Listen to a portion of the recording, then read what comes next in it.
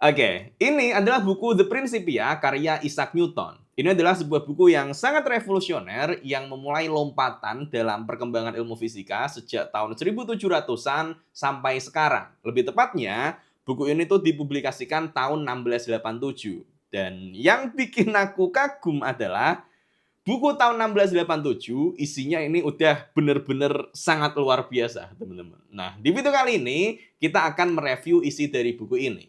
Buku Principia Newton yang asli itu biasanya bahasa Latin ya, teman-teman. Philosophia Naturalis Principia Mathematica, atau kalau dalam bahasa Inggrisnya ditulisnya adalah Mathematical Principle of Natural Philosophy, prinsip matematika dari ilmu alam. Dan tentu saja di sini aku belinya yang bahasa Inggris ya, karena kalau pakai bahasa Latin jelas nggak paham. Dan buku ini adalah buku yang kemudian menjadi indukan dari semua buku fisika yang ada sekarang ini. Termasuk misalnya buku fisikanya Giancoli, buku fisikanya Feynman, buku fisikanya Halliday Resnick. Ini nggak mungkin ada tanpa buku The Principia karya Isaac Newton, teman-teman. Oke, kita mulai saja untuk membuka bukunya. Dan di bagian awal di sini kita ditunjukin fotonya Newton ya, foto Newton pas sudah dewasa. Ini umurnya udah 60-an tahun.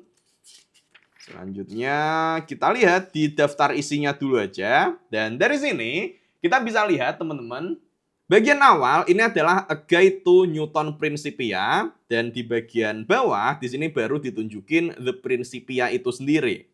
Jadi sebenarnya buku yang aku pegang ini bukan murni buku The Principia, karena di sini ada catatan dari si penerjemahnya tentang bagaimana caranya untuk memahami buku Principia. Dan ini memang penting karena bahasa matematika yang dipakai oleh Newton sama yang kita pakai sekarang itu sebenarnya agak berbeda, teman-teman. Di sini guide-nya itu sampai halaman 369 dan bukunya sendiri ini 900 halaman. Jadi kira-kira ini setengahnya sendiri itu guide-nya, teman-teman. Sementara setengahnya lagi baru bukunya Newton. Oke. Bagian guide-nya kita skip aja, kita langsung masuk ke bagian The Principia di halaman 371. Oke, ini covernya yang asli ya kayaknya. Gini. Dan ya, kita masuk ke isinya. Di sini, buku The Principia-nya Newton di halaman awalnya isinya adalah sebuah puisi, teman-teman. Dan puisi ini ditulis oleh Edmund Halley. Ada yang pernah dengar nama Halley ini? Kalau belum pernah, aku ingetin teman-teman. Jadi nama Edmund Halley itu adalah nama seorang ilmuwan yang diabadikan menjadi nama sebuah komet ya, teman-teman. Namanya komet Halley. Nah, itu adalah orang yang menulis puisi pembuka dalam buku Principianya Isaac Newton. Dan Halley sendiri sebenarnya dia bukan orang random karena dia adalah temannya Newton. Dia hidup di era yang sama. Bukan hanya itu, Halley ini juga adalah orang yang mendorong Newton agar hasil-hasil penelitiannya yang sudah dilakukan selama ini dipublikasikan dalam bentuk buku ini. Nggak cuma itu, Halley ini juga lah yang menyempurnakan buku ini. Dia bantu ngeditin bukunya, sekaligus Halley ini adalah orang yang bayarin biaya cetak dari buku awal The Principia. Karena Halley benar-benar ngerasa bahwa apa yang sudah dilakukan Newton, semua penelitian dan penemuan yang dia lakukan, ini benar-benar revolusioner. Kayak membuka dunia gitu loh, teman-teman. Membuka mata, yang akhirnya dari sini kita manusia itu bisa membaca semesta. Dan sebenarnya ini juga yang aku harapkan teman-teman ketika aku menulis buku Membaca Semesta Fisika di Sekitar Kita. Ya ini iklan bentar ya. Tapi memang ketika aku menulis buku ini, aku punya filosofi yang kurang lebih sama. Yaitu, ketika kita melihat dunia dengan kacamata fisika, dunia tuh jadi benar-benar sangat indah, teman-teman.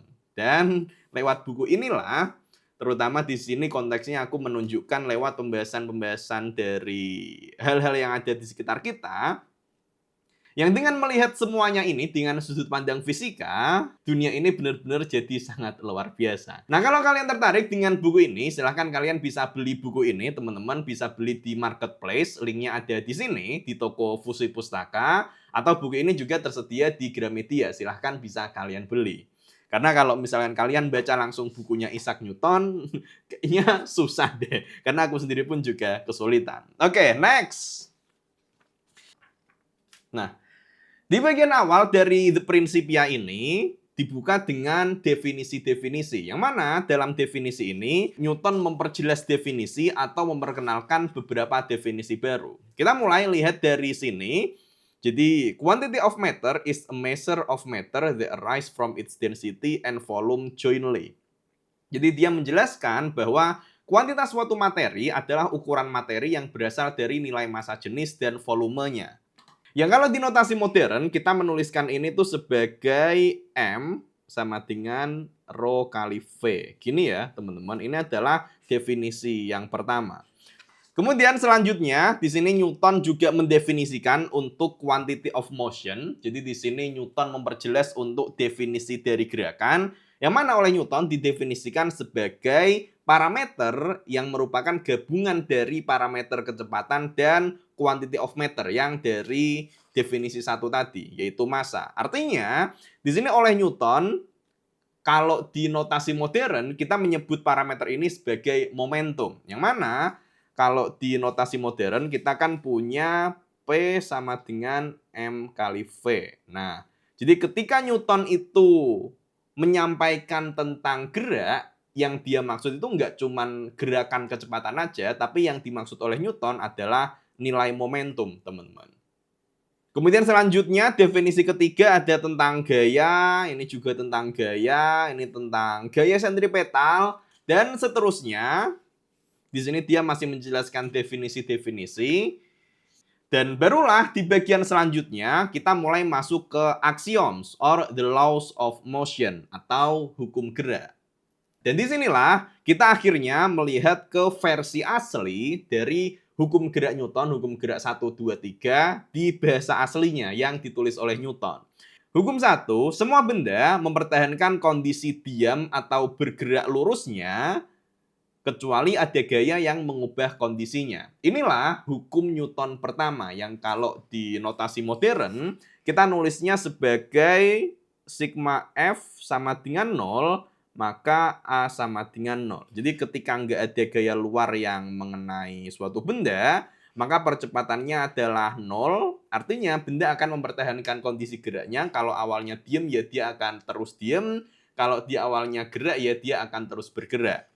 Di sini, Newton juga menjelaskan, jadi dia mencontohkan, misalnya ada sebuah proyektil atau kita ngelempar benda nih.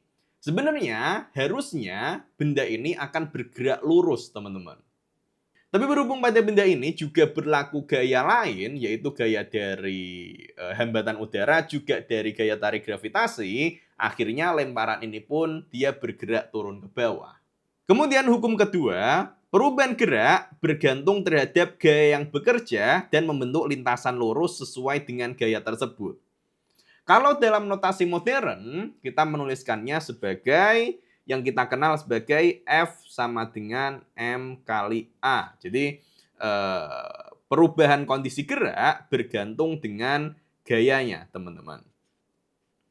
Tapi coba kita perhatikan lagi dengan baik-baik di sini. Di sini, Newton itu nggak membahas ada massa loh, teman-teman. Dia kan cuma bahas ada gaya dan ada perubahan gerak di sini. Gimana? Nah, di sini kita kembali lagi ke definisi awalnya. Di sini tadi Newton menjelaskan kalau kuantitas gerakan itu dihitungnya adalah dari kombinasi massa dan kecepatan. Jadi sebenarnya yang dimaksud oleh Newton di sini bahwa nilai gaya itu sebanding dengan perubahan kondisi gerak yang tadi didefinisikan dalam bentuk momentum. Yang mana momentum sendiri itu kan dia delta B per delta T lah ya. Momentum sendiri adalah mv tadi per delta T. Kalau di sini kita ambil kondisi masanya tetap, artinya kita akan dapat F-nya sebanding dengan M kali delta V per delta T. Yang mana delta V per delta T ini tidak lain dan tidak bukan adalah percepatan. Jadilah kita dapat bentuk ini. Tapi fun fact-nya, bentuk F sama dengan MA sendiri tidak akan kalian temui di dalam bukunya Isaac Newton ini, teman-teman. Karena notasi matematika F sama dengan MA sendiri itu baru dicetuskan oleh Euler pada sekitar 50 tahun kemudian. Jadi kalau kalian lihat ke semua bagian di dalam buku ini, itu nggak banyak formulasi matematika yang kita kenal sekarang ya, teman-teman. Yang mana dalam bukunya Newton sendiri memang kebanyakan hukum-hukumnya itu disampaikannya lewat tulisan. Dan kalian akan melihat, coba siapa yang biasanya bilang kalau matematika fisika itu jadi susah semenjak ada huruf-huruf? Nah justru kebalikannya. Matematika, fisika, kalau nggak ditulis dengan simbol huruf, itu akan jadi makin pusing. Karena misalnya, untuk sebuah hukum saja, jadinya ditulis jadi kalimat yang sangat panjang, dan untuk melakukan operasi matematika pun kita jadi susah. Sebenarnya Newton sendiri di waktu dia nulis buku ini, dia sudah mengembangkan metode matematika kalkulus, akan tetapi di sini dia nggak menulis pakai metode kalkulus karena di waktu itu metode matematika yang umum adalah lewat bahasa geometri, bukan lewat persamaan-persamaan. Dan khawatirnya adalah kalau Newton nulisnya langsung pakai kalkulus, ya nggak banyak orang yang bisa nangkep dan manfaat dari bukunya nggak jadi bisa luas. Jadinya di sini lebih banyaknya bukunya itu membahasnya dari sudut pandang geometri, teman-teman. Kemudian ini adalah untuk hukum Newton ketiga. Jadi untuk setiap aksi, maka akan ada reaksi dengan arah yang berlawanan yang nilainya sama. Atau kalau kita tulis dalam notasi modern, kita nulisnya biasanya F aksi sama dengan negatif F reaksi. Yang mana F-nya ini adalah dalam vektor ya. Dengan kata lain, untuk setiap aksi yang terjadi antara dua buah benda yang terjadi satu sama lain, maka pasti akan ada reaksi yang arahnya berlawanan. Misalnya di sini diperjelas, misalnya apapun yang mendorong atau menarik suatu benda, maka benda itu sebenarnya juga akan mendorong ataupun menarik dengan gaya yang sama nilainya, tapi arahnya berlawanan. Selanjutnya setelah menuliskan hukum gerak 1, 2, 3, bagian selanjutnya di sini adalah ada bagian korolari. Yang korolari itu gampangnya semacam kesimpulan logis dari hukum-hukum ini. Dan di sini ada beberapa yang dia tulis yang sebenarnya kalau kita di masa sekarang, misalnya kita lihat korolari 1 ini sebenarnya adalah notasi vektor, teman-teman. Di sini digambarkan sebuah jajar genjang, bentuknya seperti ini. Yang mana yang dijelaskan oleh Newton adalah ketika ada sebuah gaya AB,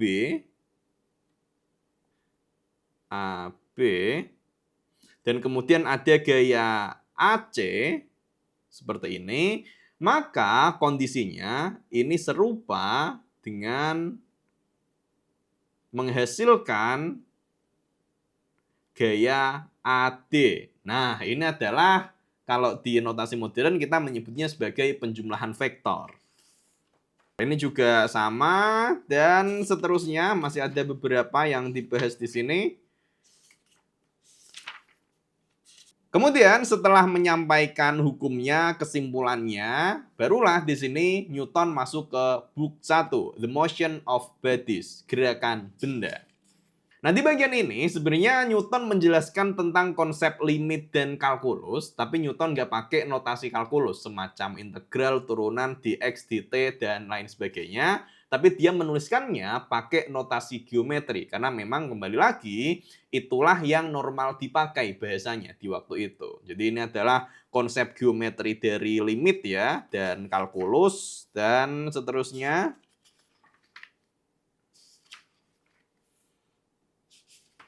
Bagian yang cukup menarik dari pembahasan di part ini ada di lemma 10. Jadi di sini Newton menjelaskan bahwa jarak yang ditempuh oleh suatu benda yang menerima suatu gaya tertentu, nilainya akan semakin meningkat secara kontinu dengan nilai squared ratio of times. Jadi jaraknya akan meningkat dengan T kuadrat, teman-teman. Jadi S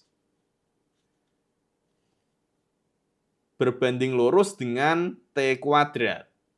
Yang mana kalau di notasi modern, kita nulisnya adalah dalam gerak lurus berubah beraturan, kita nulisnya S adalah V0 kali T plus setengah AT kuadrat. Kalau kita ambil V awalnya adalah 0, kita dapat S-nya adalah setengah AT kuadrat. Jadi, di sini Newton menunjukkan hubungan ini. S-nya berbanding lurus dengan T kuadrat, teman-teman.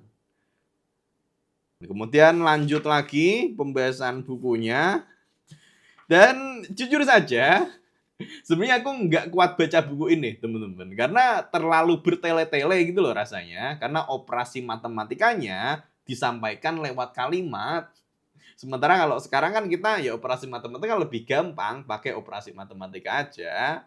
Nah, setelah Newton menjelaskan dasar matematikanya, barulah dia mulai mengaplikasikan ini di bagian selanjutnya. Di sini kita lihat misalnya di section 2, di sini dia mulai membahas tentang menentukan gaya sentripetal. Pembahasannya udah tentang gerak melingkar. Kemudian lanjut tentang orbit, gerakan melingkar, dan seterusnya. Ini orbit ini. Yang lagi-lagi semuanya dibahas secara geometri. Ini elips dan seterusnya masih sangat panjang ini. Intinya Newton menerapkan hukum geraknya tadi ke berbagai kondisi, teman-teman. Sampai kita skip aja, kita langsung masuk ke book 2, The Motion of Bodies. Masih tentang pembahasan gerakan dari benda. Nah, bedanya untuk book 2 ini, jadi kalau di bagian pertama tadi, Newton menerapkan hukum geraknya ke berbagai analisis dalam kondisi yang ideal. Sementara kalau di book 2 ini, Newton menerapkannya dalam kondisi yang tidak ideal, dalam artian ada gesekan udara dan lain-lain. Misalnya, kita lihat saja di sini, langsung di bagian pertama, pembahasannya adalah the motion of bodies, they are resisted in proportion to their velocity. Intinya di sini resisted artinya dia mulai ada gaya penahannya. Nah, ini yang kemudian cukup menarik. The motion of bodies that are resisted as the square of the velocity. Jadi dia udah mulai masuk ke matematis lagi.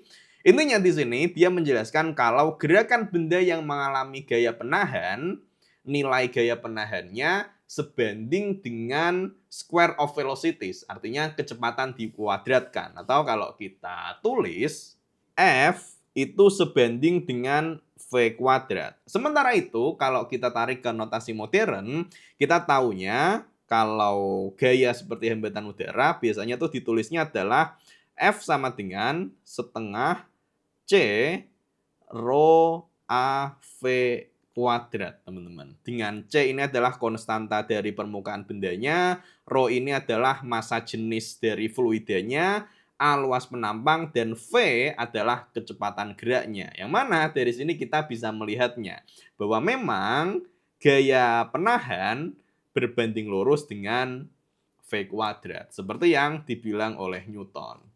Dan masih banyak pembahasan tentang gaya penahan ini. Newton juga mulai masuk ke pembahasan tentang fluida yang kondisinya juga tidak ideal. Termasuk di sini Newton melakukan pembahasan tentang pendulum. Dan selain dia melakukan pembahasan secara matematis, dia juga membandingkan hasilnya dengan hasil pengamatan eksperimennya sendiri, teman-teman.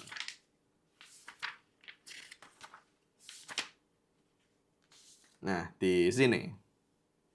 Kemudian kita masuk ke book 3, The System of the World. Nah, ini adalah bagian dari buku The Principia yang sangat penting. Dan magicnya Newton yang kemudian membuat semua hukum gerak dan hukum gravitasinya diterima secara luas oleh kalangan ilmiah adalah karena bagian book 3 ini, teman-teman. Inilah magicnya. Kita lihat bareng-bareng. Nah, intinya di bab 3 ini, Newton menerapkan semua hukum geraknya yang sebelumnya sudah dia jabarkan panjang lebar di book 1 dan book 2. Kemudian di sini, dia menerapkannya pada berbagai kondisi real. Dan dia kemudian membandingkan hasil analisisnya terhadap data pengamatan yang sudah ada, utamanya data terkait dengan astronomi. Jadi fenomena yang digunakan oleh Newton untuk membandingkan di sini mulai dari fenomena dari orbit satelitnya Jupiter, kemudian orbit satelitnya Saturnus, kemudian lanjut ke orbit dari planet-planet utama, Merkurius, Venus, Mars, Jupiter, dan Saturnus ketika mengelilingi matahari. Termasuk juga fenomena yang dijadikan dasar oleh Newton itu adalah tentang pergerakan bulan kita ketika mengelilingi bumi. Dan poin penting yang ada di book 3 ini itu bisa kita temukan di proposition 7 di sini, teman-teman. Ini adalah yang kemudian kita kenal sebagai hukum gravitasi Newton. Gravity exists in all bodies universally and is proportional to the quantity of matter in each. Jadi, gravitasi sebenarnya ada di setiap interaksi semua benda dan nilainya sebanding dengan jumlah massa yang ada di masing-masing benda itu. Yang kalau kita tulis dalam notasi modern, ini tuh adalah F gravitasi sebanding dengan massa bendanya. Kalau kita ambil contoh simpelnya terdiri dari dua benda, maka nilai gaya gravitasi ini berbanding lurus dengan massa benda satu dan massa benda dua. Nah, kemudian ini dilengkapi dari teorema pertamanya, yaitu intinya di sini, inversely as the squares of the distance of their place. Jadi intinya, selain tadi di sini disampaikan kalau gaya gravitasi nilainya berbanding lurus dengan massa kedua bendanya, tambahannya adalah nilai ini juga berbanding terbalik dengan jarak antara keduanya, dikuadratkan, sehingga didapatkan bentuk ini, teman-teman. Atau kalau ditulis dalam bentuk persamaan, maka di sini bisa ditambahkan suatu konstanta, G besar M1 kali M2 per R kuadrat, yang mana untuk nilai konstantanya sendiri, Newton sebenarnya di waktu itu juga belum tahu nilainya berapa, yang mana nilai G-nya ini sendiri pertama kali diukur oleh fisikawan Henry Cavendish, teman-teman. Dan metode yang dilakukan Newton karena dia belum tahu tentang nilai konstanta ini, cara perhitungan yang dia lakukan adalah lewat perbandingan. Balik lagi, dasarnya yang dipakai matematikanya adalah lewat konsep geometri. Kemudian dari hubungan ini, Newton pun kemudian bisa memperkirakan berbagai macam hal yang sangat ajaib, mulai dari dia bisa membandingkan massa dari berbagai objek langit, misalnya massa dari planet-planet, kemudian dia bisa memperkirakan orbit dari komet, memperkirakan bentuk dari bumi, memperkirakan sifat pasang surut air laut, dan lain sebagainya. Misalnya, di sini kita bisa melihat untuk ketika Newton menggunakan hubungan ini untuk memperkirakan massa dari planet-planet yang ada di tata surya. Dari hasil perhitungannya, Newton bisa menyimpulkan perbandingan massa dari matahari, Jupiter, Saturnus, dan bumi adalah sebagai berikut. Jadi, kalau matahari itu dianggap massanya 1, maka massa Jupiter itu adalah 1/1067.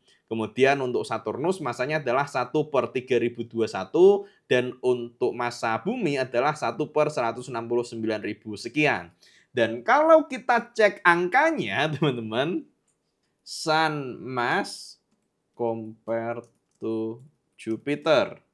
Dan dari sini kita dapat angkanya adalah 1048. Sementara angkanya Newton di sini adalah 1067. Gila. Ini mirip banget loh. Ini mirip banget loh. Dan nggak cuma berhenti di situ, masih bisa kita lanjutkan. Sekarang kita bandingkan dengan massanya Saturnus 3.500 dan angkanya Newton adalah 3.021. Luar biasa.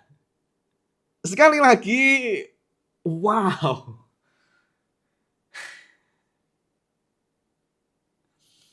Dan nggak cuma itu, dari hubungan ini pun kemudian Newton bisa menunjukkan bahwa gaya yang membuat benda jatuh di bumi dan gaya yang membuat bulan berputar mengelilingi bumi ternyata adalah gaya yang sama. Jadi di sini, and heavy bodies do actually descend to the earth with this very force. Sehingga dari sini Newton pun bisa menyimpulkan kalau memang mekanisme yang membuat benda jatuh di bumi, gaya tariknya itu adalah gaya tarik yang sama yang membuat bulan mengelilingi bumi.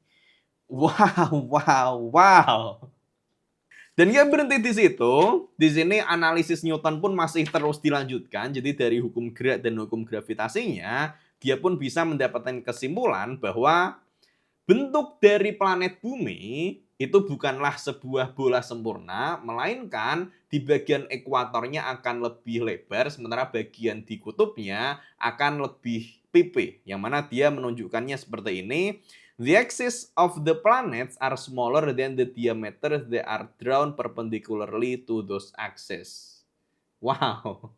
Dan masih banyak lagi pembuktian-pembuktian lain yang dilakukan oleh Newton. Yang mana dari pembuktian-pembuktian inilah benar-benar argumen dari Newton benar-benar kuat. Dia berhasil menunjukkan kalau memang ternyata alam itu bergerak, bekerja dengan pola seperti ini.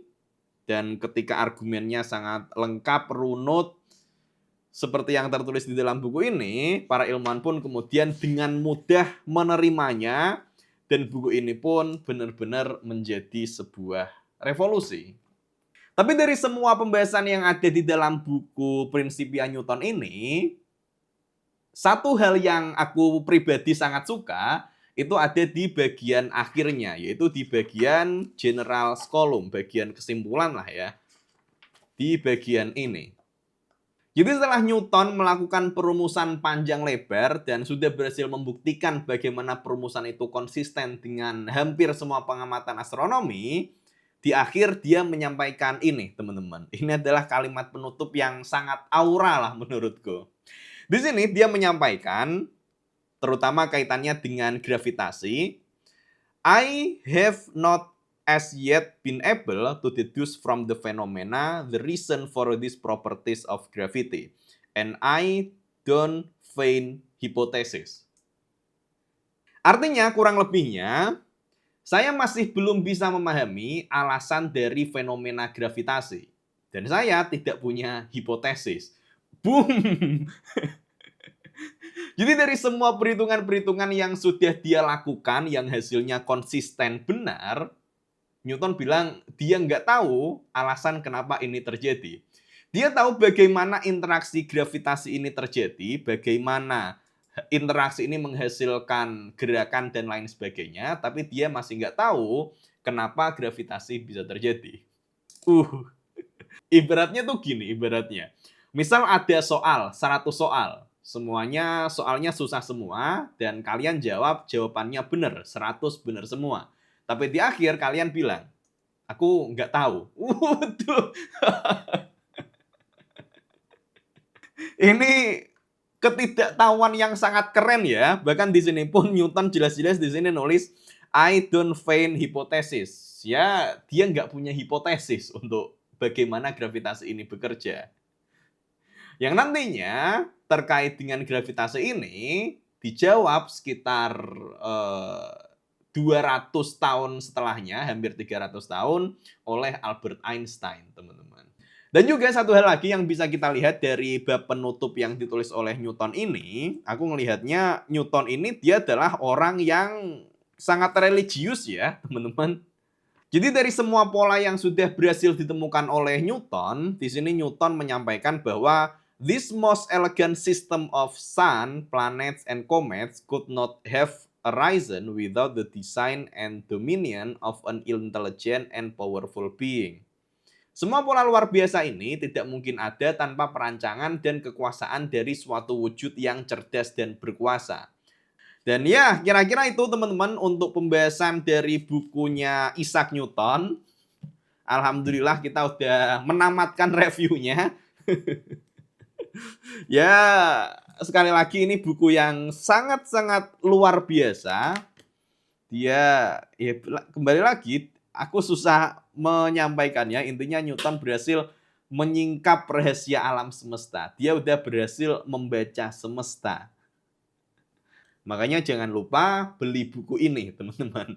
Karena kalau kalian langsung baca bukunya Newton agak susah ya. Makanya kalian bisa membaca buku Membaca Semesta Fisika di Sekitar Kita ini karena pembahasannya aku sesuaikan agar lebih mudah dipahami karena fenomena yang dilihat adalah fenomena di sekitar kita. Oke, itu dulu saja teman-teman untuk video kali ini. Kita ketemu di video selanjutnya. Terima kasih.